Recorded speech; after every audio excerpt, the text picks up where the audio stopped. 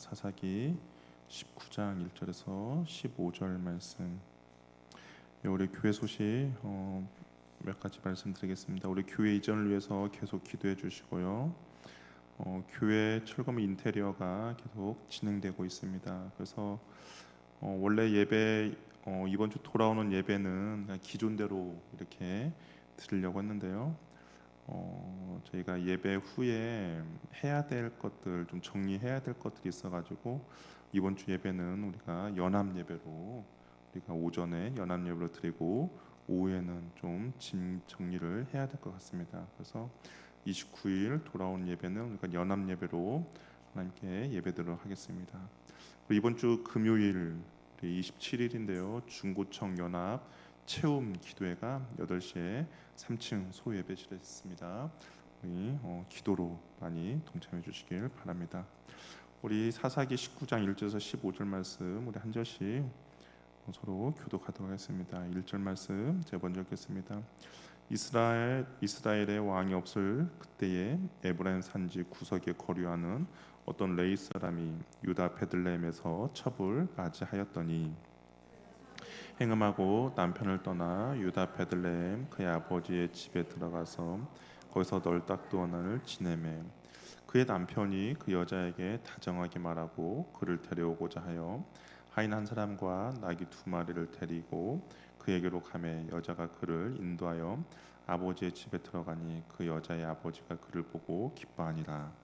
그의 장인 곧 그 아버지의 아버지가 그를 머물게 하매 그가 3일 동안 그와 함께 머물며 먹고 마시며 거기서 유숙하다가 넷째 날 아침에 일찍 일어나 떠나고자 하매 그 여자의 아버지가 그의 사위에게 이르되 떡을 조금 먹고 그대의 기력을 돋운 후에 그대의 길을 가라 하니라. 그 사람이 앉아서 함께 먹고 마시매 그 여자의 아버지가 그 사람에게 이르니 청하노니 이 밤을 여기서 유숙하여 그대의 마음을 즐겁게 하라 하니 그 사람이 일어나서 가고자 하되 그의 장인의 간청으로 거기서 다시 유숙하더니 다섯째 날 아침에 일찍 일어나 떠나고자 하매 그 여자의 아버지가 이르되 청하노니 그대의 기력을 돋우고 해가 기울도록 머물라 하므로 두 사람이 함께 먹고 그 사람이 첩과 하인과 더불어 일어나 떠나고자 하매 그의 장인 곧 그 여자의 아버지가 그에게 이르되 보라 이제 날이 저물어가니 청하건대 이 밤도 유숙하라. 보라 해가 기울었느니라.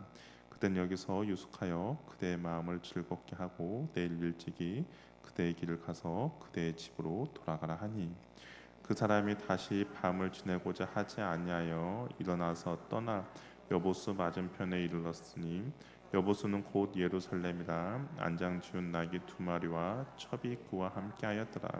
그들이 여보스에 가까이 갔을 때에 해가 지려 하는지라.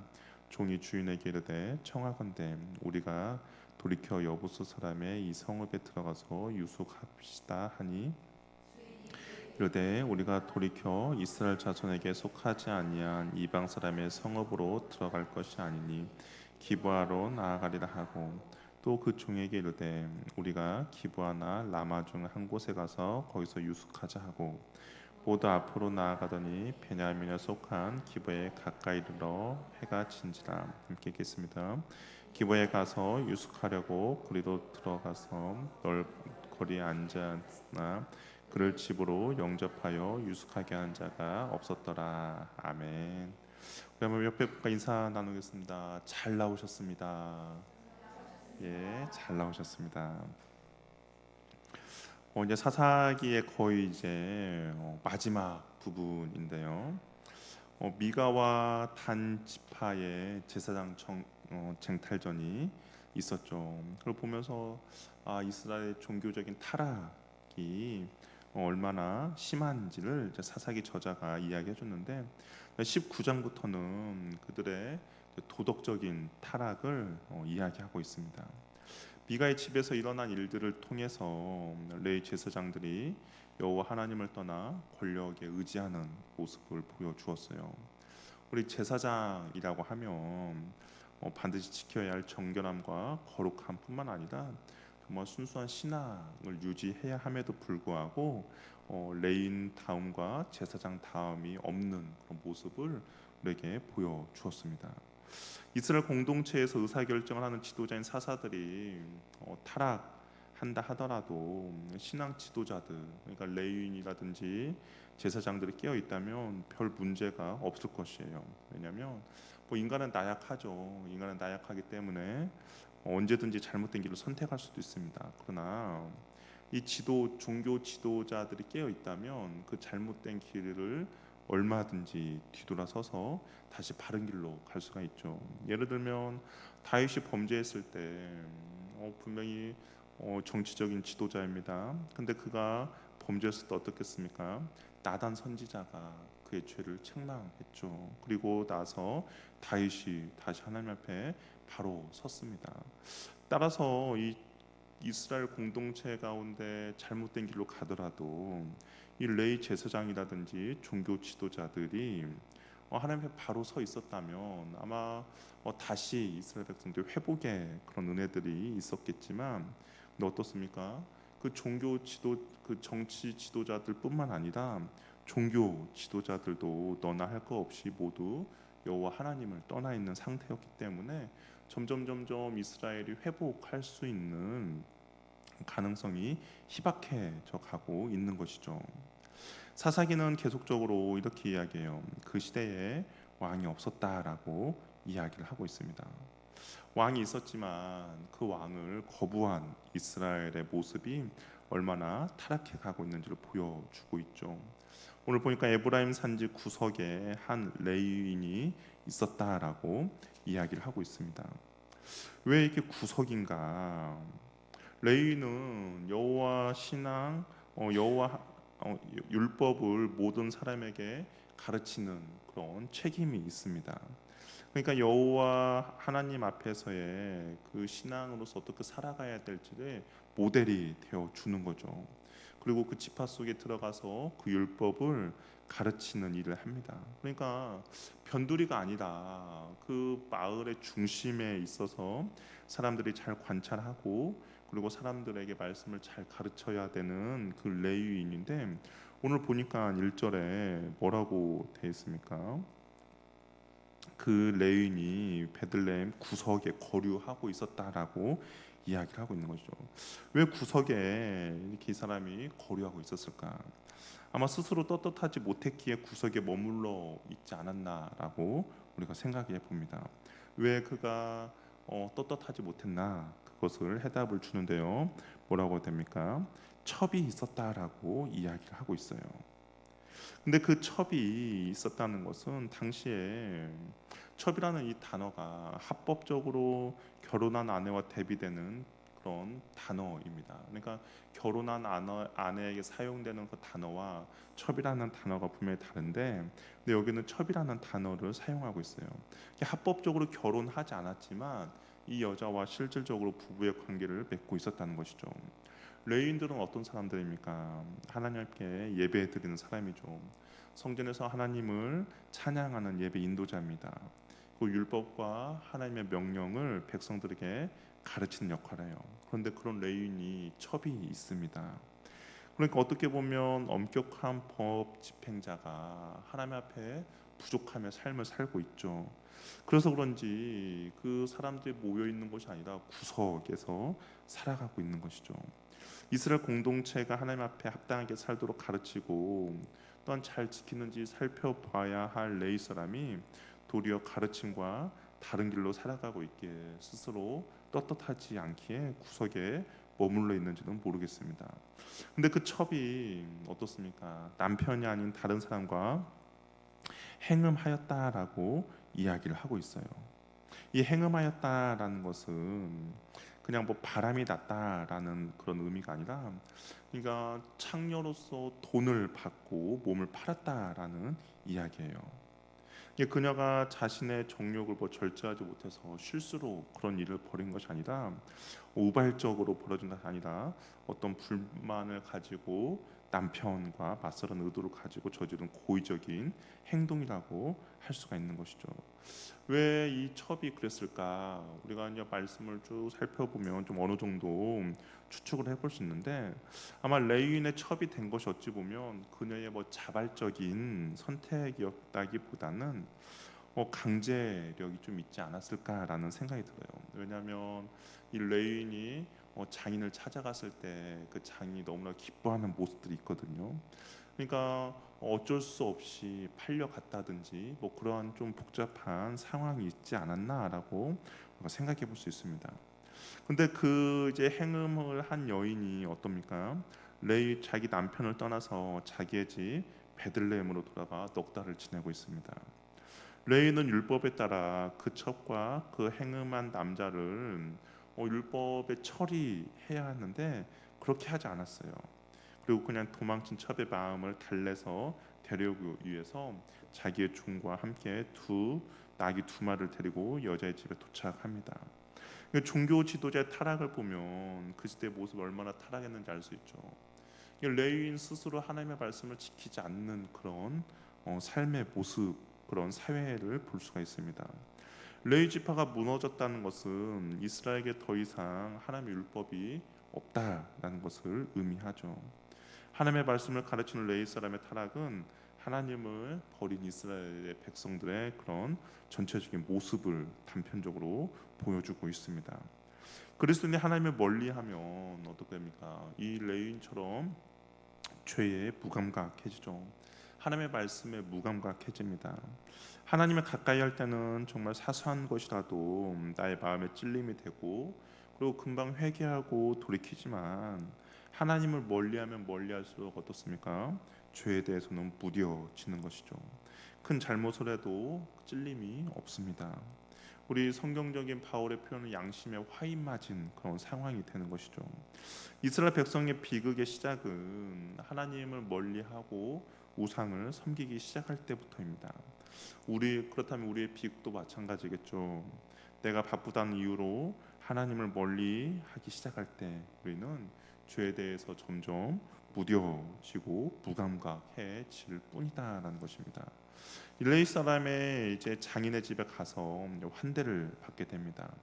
보통 당시에 이게 손님이 찾아오면 3일을 환대해줘요. 그 첫째 날은 서로 환영하고 이제 상대방과 집안 안녕을 묻는 인사를 교환하는 날이고, 둘째 날은 이제 잔치를 베풀어서 그 여행의 뭐 여독도를 이렇게 풀어 줍니다.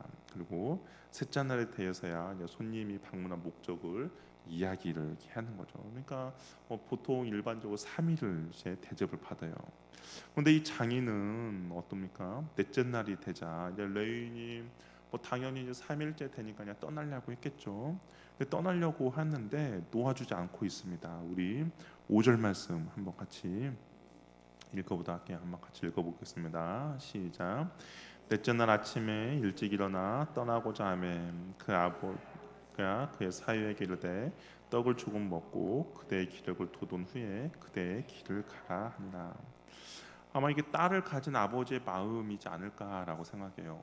지금 이 여자가 잘못을 해서 어떻게 보면 친정 집으로 도망온 거 아닙니까? 그러니까 이 아버지의 마음은 아마 딸을 잘 봐달라는 의미로 좀 더 극진히 더 대접하고자 했던 그런 마음이 있었던 것 같습니다. 그래서 하루 더 머물다 갈 것을 권하죠. 그래서 이 레이 사람이 하루 더 머뭅니다. 이제 다섯째 날이 됐어요. 이제 다섯째 날에 떠날 채비를 합니다. 근데 레인과 첩이 함께 떠나려고 일찍 일어나요. 하룻길에 에브라임 산지까지 가려면 이제 서둘러야 했기 때문인 거죠. 근데 이때도 장인이 어떻게 하냐? 전날 부탁과 한 것을 다시 한 번 더 부탁을 해요. 속을 든든히 채우고 날이 길어질 때까지 머물라고 합니다. 이 장인의 부탁을 들은 사위는 또 다시 당장 떠나지 않고 집에서 안전하게 도착하는 것보다 배를 든든하게 채우는 것을 택하게 돼요. 근데 이들의 모습을 보면 어떻습니까? 무슨 뭐 큰 일이 있고 그래서 머물면서 있는 것이 아니에요. 이들의 행동을 보면 단순합니다. 어떤 행동입니까? 먹고 마시며 즐기면서 마음을 즐겁게 하는 것 외에는 없습니다. 무슨 어떤 뭐 큰 논의가 있고 앞으로의 어떤 뭐 계획이 있어서 이야기 시간이 부족해서 이야기가 나누는 것이 아니고 그냥 단지 먹고 마시고 즐기는 거죠. 우리 그 노아 시대의 표현으로 따지면 어떻게 합니까? 시집가고 장가가는 그런 그냥 그런 세속적인 일에 시간을 다 쏟고 에너지를 쏟을 뿐입니다. 먹고 마시며 즐기는 것이 뭐 나쁜 건 아니죠. 그러나 우리 그리스도인에게 있어서는 먹고 마시며 즐기는 것으로는 하나님께서 우리에게 주신 소명을 감당할 수가 없다라는 것이죠. 하나님께서 레위인에게 주신 소명은 무엇입니까? 하나님의 말씀 율법을 가르치는 거죠. 자신이 머무는 곳에서 그 사람들에게 하나님의 말씀을 가르치고 그리고 하나님의 말씀대로 바로 살아갈 수 있도록 인도해 주는 것이 하나님께서 레위 사람들에게 주신 소명입니다. 어찌 보면 자신이 해야 될 의무가 있음에도 불구하고 레위는 그냥 자신을 기쁘게 하는데 먹고 마시며 즐기는데 시간을 보내고 있을 뿐이죠. 그럼 저와 여러분들은 어떻습니까? 달라야죠. 우리 스스로 하나님 없다 살아가는 사람들과 과연 나의 삶이 어떠한가 우리는 한번 비교해 봐야 합니다. 하나님이 없다라고 살아가는 사람들의 그 모습과 우리가 하나님을 섬기며 살아가는 우리의 모습이 똑같다. 단순히 인생의 목표가 먹고 마시고 즐기는 것이 우리의 목표이다. 그러면 우리는 잘못 살아가고 있는 것이죠. 저와 여러분에게도 하나님께서 주시는 각자의 소명이 있습니다. 그렇기 때문에 우리는 그 소명을 온전히 순종하며 살아야 하는 것이죠. 만약에 우리에게 있어서 이런 소명 의식이 없다면 우리는 계속해서 사단의 유혹에 넘어갈 수밖에 없습니다. 자기가 무엇을 해야 할지 모르는 레이 사람을 떠나지 못하도록 계속 붙잡는 장인처럼 세상은 끊임없이 우리를 유혹할 겁니다. 우리가 유혹에 넘어가는 것은 의지가 약해서가 아니죠. 내가 지금 무엇을 해야 하는지, 하나님께서 나를 구원해 주신 목적이 무엇인지에 대한 소명 의식이 없기 때문에 우리는 유혹에 넘어가고 그리고 세상에서 방황할 뿐인 것이죠. 우리는 하나님을 영화롭게 하며 하나님을 즐거워해야 합니다. 내가 할 일이 분명하다면 세상과 싸워 이길 수 있으며 그리고 죄와도 싸워서 승리할 수 있습니다. 분명한 목표 의식이 있어야 하는 것이죠. 분명한 목표 의식이 있다면 하나님께서 나에게 주신 분명한 소명을 안다면 비록 더딜지라도 우리를 바른 길로 이끌고 바른 길로 나아가도록 만든다라는 것이죠. 그러나 우리가 세상을 살아가면서 이 목적과 소명을 잃어버리며 살아가기 때문에 세상 사람과 별반 다를 바 없는 먹고 마시며 즐기는데 우리의 온 힘과 에너지를 쏟으며 살아갈 뿐입니다. 그렇기 때문에 방황하게 되고 그렇기 때문에 시간을 허비하고 낭비하며 살아가는 것이죠. 저 여러분에게는 하나님께서 우리를 구원해 주신 이유와 목적을 꼭 반드시 알기를 바랍니다. 그리고 우리 한 사람 한 사람 통하여서 하나님께서 하시고자 하는 일이 무엇인지 바른 소명을 우리가 발견해서 하나님 앞에서 그 바른 소명을 가지고 바른 신앙의 길로 나아가시기를 바랍니다. 오전과 한나절을 보내고 이제 해가 지기 3시간 4시간 전에 이제 길을 떠나기로 결심을 합니다. 이 장인은 전날과 같이 저녁이 되었다는 이유로 이유를 두 번이나 언급하며 지금은 늦었으니까 하루 더 자고 내일 일찍 떠나라고 강권하죠. 그러나 이벤에는 자기네 간곡한 부탁을 멀리하고 레이 사람이 집을 나서게 돼요. 집을 나설 때는 해가 분명히 떨어지지 않았지만 늦은 오후였습니다. 이 베들레헴에서 에브라임까지 가려면 예루살렘을 이제 지나서 가야 돼요. 이 베들레헴에서 예루살렘까지가 약 5km 정도 되는데요. 부지런히 걸으면 약 한 2시간이면 도착하는 거리입니다. 근데 이제 예루살렘에 도착하니까 좀 해가 지려고 하고 있죠. 그러자 종이 해가 지려니까 우리 예루살렘에 머물자라고 제안해요. 당시 예루살렘이 뭐라고 되어 있습니까? 여부수 성이라고 되어 있죠.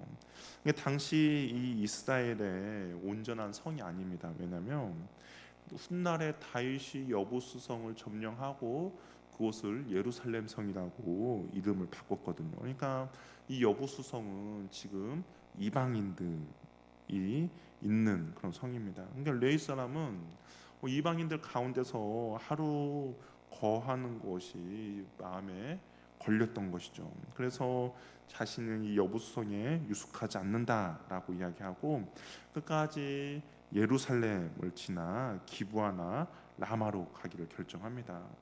1시간 정도의 길을 더 걸어서 이제 기브아라는 곳에 도착합니다. 이미 해는 진 상태, 좀 어둡습니다. 아무것도 보이지 않아요. 레이 사람은 여부수보다 같은 민족이 살고 있는 기브아에 오면 뭔가 다를 것을 기대했죠. 그런데 여기까지 왔음에도 불구하고 아무도 이 레이 사람과 이 하인과 첩을 환대해주지 않아요.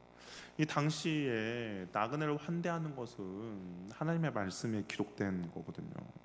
하나님께서는 사회적 약자를 도와주는 것을 적극적으로 권면하고 그냥 단순히 돕는 것 이상의 의미를 부여합니다. 출애굽기에서는 이렇게 말씀하셨어요. 나그네를 압제하지 말라라고 이야기합니다. 그러니까 외부에서 온 그냥 떠돌이 그 사람들을 함부로 하지 말고 잘 대해주라는 것이죠. 신명기에서는 나그네를 사랑하고 지켜주라고 말씀하십니다. 그러니까 이 나그네를 환대하고 대접하는 것이 이스라엘 백성들 안에는 하나님의 말씀 율법으로 정해져 있는 것이죠. 하나님께서는 왜 이스라엘 백성들에게 이 나그네를 잘 대해주라고 명령하고 있는가? 왜냐하면 그들의 역사도 보면 애굽에서 종로로 타던 때가 있지 않습니까? 그때 보호받지 못한 나그네의 두려움과 환대받지 못한 나그네의 그 서름에 공감하고 너희들도 같은 상황에 처해 있는 이들을 대접하라고 하나님께서 율법으로 정하신 것이죠. 이것이 바로 이스라엘 공동체의 정체성입니다. 그런데 사사시대 어떻습니까? 이 레위 사람이 기브아에 도착했음에도 불구하고 그 기브아에서는 아무도 이 사람들을 환대해주지 않아요. 공동체에서 이런 환대 정통, 이 전통이 사라진 것을 보게 됩니다. 무슨 말입니까? 이스라엘의 정체성이 지금 사라져 버린 것이죠. 이 하나님의 말씀이 그러니까 그들의 삶에서 전혀 이루어지고 있지 않다는 것을 보여줍니다. 또 레위 사람도 좀 웃기다고 할 수 있는데 자신은 하나님의 말씀에 순종하지 않잖아요. 지금까지 상황을 보면 자신도 하나님의 말씀 가운데 순종하지 않았으면서 이 사람 마음에는 어떤 마음이 있었어요? 다른 사람들은 하나님의 말씀에 순종하기를 바라는 마음이 있죠. 왜냐하면 여부수에 머물거나 기브아에 머물거나 특별히 다름이 없습니다. 왜냐하면 여부수의 이방 사람들이고 이방 사람이었기 때문에 이는 기브아로 머물려고 했는데 기브아에 머물려고 한 이유는 같은 민족이니까 아마 우리를 환대해 줄 거야라는 기대감을 가지고 왔는데 근데 엄밀히 따지면 자신도 하나님의 말씀을 순종하지 않음에도 불구하고 다른 사람들은 하나님의 말씀 가운데 순종하기를 바라는 그런 마음을 갖고 있는 것이죠. 그들의 자기는 율법을 무시하고 있으면서도 자기 자신 율법으로 체험받기를 원하는 모습입니다. 그들은 하나님의 말씀에 순종하는 삶을 살고 있다면 당연히 레위 사람을 기브아 사람들은 영접해주고 편히 쉬어갈 수 있도록 도와줘야 합니다. 하지만 이스라엘 사람들은 더 이상 하나님의 말씀에 순종하는 삶을 살지 않습니다. 물론 레위 사람 자신도 그런 삶을 살고 있지 않죠. 그러면서 다른 사람의 말씀에 순종하기를 바라는 마음은 분명히 잘못된 마음이죠. 말씀에 대한 실천은 어떻습니까? 내가 바로 하나님 말씀 앞에 먼저 순종하는 것이죠. 다른 사람은 왜 말씀에 순종하지 않지? 이 말씀은 그 사람에게 하는 말이네. 그 사람이 꼭 들어야 하는데 아닙니다. 하나님의 말씀의 적용은 1차적으로 내가 먼저 적용하고 순종해야 하는 것이죠. 레위 사람은 자신은 순종하지 않으면서도 다른 사람은 순종하기 바라는 어찌 보면 도둑놈 그 심보를 갖고 있었습니다. 아무도 레위 사람을 영접해주지 않았어요. 뭐 꼼짝없이 길거리에서 이제 노숙하고 심지어는 죽을 수도 있는 그런 상황이 벌어집니다. 왜냐하면 당시에는 그 야생 동물들이 이제 거리를 활보하고 있는 그런 시절이기 때문인 거죠. 그런데 한 노인이 밭에서 일하다가 돌아와서 레위 사람을 보게 됩니다. 그리고 그 사람을 자신의 집에 유숙하게 돼요. 우리 16절 말씀 한번 같이 읽어보도록 하겠습니다. 16절 읽겠습니다. 시작.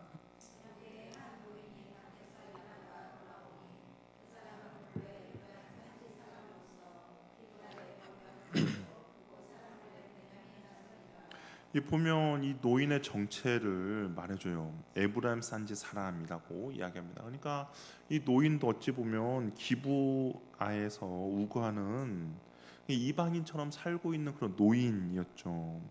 이 점을 밝히고 있는 이유는 노인이 나그네를 대접할 자격이 없는 사람에도 불구하고 레이 사람을 대접하고 있다라고 이야기를 하고 있는 겁니다. 기브아 땅에서 이방인으로 살고 있는 한 노인이 갈 곳 없는 레이 사람을 맞이해 주었는데, 그런데 어떤 일이 벌어지냐? 그 노인의 집에 들어가니까 그 베들레헴에 있던 불량배들이 그 노인의 집을 에워쌉니다. 그리고 레이 사람을 내보내라고 협박을 해요. 어떻습니까? 이 많이 본 장면이죠. 어떤 장면이요? 소돔과 고모라에서 롯이 천사들을 집 안으로 초대했을 때 그 소돔과 고모라 사람들이 롯에게 손님을 내보내라고 하는 것과 유사하죠. 어떤 것이 느껴집니까? 당시 이스라엘의 이 모습이 얼마나 타락하고 얼마나 망가져 있는지를 보여줍니다. 가나안인들의 부도덕함이 이미 이스라엘 사회 안으로 깊숙이 들어왔음을 보여주죠. 이 소돔과 고모라는 당시에 이방, 어떻게 보면 롯이라는 이방 사람들이었죠. 이방 사람이니까 그 타락한 사람들의 본성대로 그렇게 행할 수도 있어요. 그런데 이 당시에 보세요. 이 노인도 같은 이스라엘 민족이고 레위 사람도 같은 이스라엘 민족인데 같은 이스라엘 민족끼리 그 사람에게 그렇게 내어 달라고 협박하고 있는 모습입니다. 정말 가나안 사람들보다 더 부도덕한 모습을 보여주고 있는 것이죠. 결국에 레위 사람은 어떻게 합니까? 처벌 내보내주게 되고 밤새 성적으로 유인당한 여자는 결국에는 죽게 되는 것이죠. 그런데 이 레위 사람의 모습을 보면 첩을 내어 줬어요. 그러면 우리 인간적인 마음은 어떻게 합니까? 안절부절 못하죠. 비록 아내는 아니지만 첩을 내어 줬다면 과연 이거 어떻게 될까? 안절부절하지 못하는 그런 상황이 벌어져야 하는데, 근데 이 사람은 어떻게 했냐? 그냥 자고 일어났다라고 되어 있습니다. 그러니까 첩을 내어 줬음에도 불구하고 그냥 편안하게 하루를 보낸 것을 보게 되는 것이죠. 얼마나 그 레이 사람의 그런 모습이 악하고 그리고 부도덕함인지를 우리들에게 다시 한번 보여주게 됩니다. 근데 다음 날 잃어보니까 첩이 죽어 있죠. 그래서 레이 사람 어떻게 합니까? 그 죽은 첩을 나귀에 태우고 집에 가게 됩니다. 이 시체를 만지지 레위인들은 하나님 앞에 제사를 지내고 나아갈 때 시체를 만지지 말라 부정하게 되는 그런 말씀이 있음에도 불구하고 그냥 자신의 어떤 감정, 자신의 기분으로 인하여서 하나님의 말씀을 그냥 어기는 것이죠. 그 레위인의 첩을 어떻게 합니까? 시체를 쪼개요. 그리고 이스라엘 전역에 보내게 됩니다. 어찌 보면 잔혹한 죄악성을 알리고자 자신의 그냥 감정대로 기분대로 행하고가 있는 것이죠. 이스라엘에게서 일어난 가장 추악한 사건이며 이 죄가 얼마나 정말 관영했는지를 보여주고 있습니다. 이 이유는 무엇입니까? 그때의 왕이 없었다라고 딱 한마디로 이야기하는 것이죠. 그냥 하나님이 없으니까 자기의 감정대로 자신의 생각대로 자기가 하고 싶은 대로 하고 있는 것이죠. 이런 추악한 모습은 어떻게 될까요? 계속 이어질 겁니다. 예전에도 있었고 지금도 있으며 아마 앞으로도 벌어질 겁니다. 왜 그렇다면 이런 추악한 일들이 계속적으로 벌어집니까? 이유는 단 한 가지죠. 하나님이 계셔야 할 자리에 하나님이 아닌 다른 것이 그것을 차지하고 있기 때문인 것이죠. 우리가 이것을 가장 잘 표현해 주는 것이 바로 로마서 1장을 보면 더욱 자세하게 나오는데요. 하나님이 그 마음을 붙잡아 주시지 않고 그냥 내버려 두시면 우상 숭배의 모습이 나타나면 진리를 거짓으로 바꾸며 남자가 남자와 더불어 부끄러운 일을 행하게 되며 그런 모든 불의의 추악과 탐욕 모든 악들이 발생한다라고 이야기를 하고 있습니다. 우리도 이러한 것에 예외가 아니죠. 그나마 우리가 하나님 앞에서 바르게 설 수 있는 이유는 무엇입니까? 하나님이 그나마 저와 여러분의 마음을 붙잡아 주고 있기 때문인 거죠. 하나님의 말씀이 그나마 우리가 죄로 흘러가고자 할 때 그 말씀이 생각나게 해주기 때문에 우리는 그나마 이런 죄로부터 벗어날 수 있겠지만, 하나님이 없이 살아가는 모든 사람들에게는 이런 모든 추악함과 모든 악들이 발생하게 된다라는 것입니다. 하지만 우리도 우리의 삶에 하나님을 내 마음에 두기를 꺼려 한다면, 하나님의 말씀에 우리도 순종하기를 싫어한다면, 우리도 소돔과 고모라의 모습을 답습하게 되는 것은 시간 문제이죠. 육체의 쾌락을 쫓아갈 것이며 진리를 거짓으로 바꿀 것이며 또한 나의 감정과 나의 생각대로 그냥 모든 행동을 하게 될 것입니다. 죄악에 물든 이 세상에 우리가 동화되지 않기 위해서는 어떻게 합니까? 우리 자신을 거룩하게 지켜야 합니다.